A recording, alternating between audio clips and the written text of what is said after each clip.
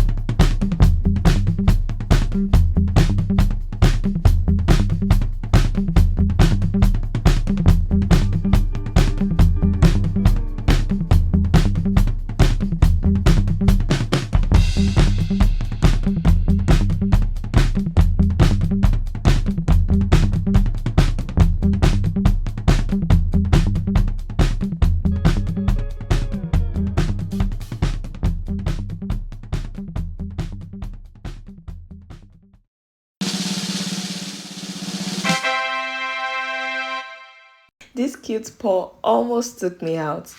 The curves were pure stress, but I can't even stay mad because it came out so good. So tell me in the comments, would you carry your furry friend's paw on your shoulder? Comment yes or no below. I really want to hear from you. And tomorrow, we're going back underwater, under the sea, under the sea. But this time, things are going to get fishy. Don't forget to subscribe, share this series with a friend, and stay tuned. Bag 4 of 30 is coming.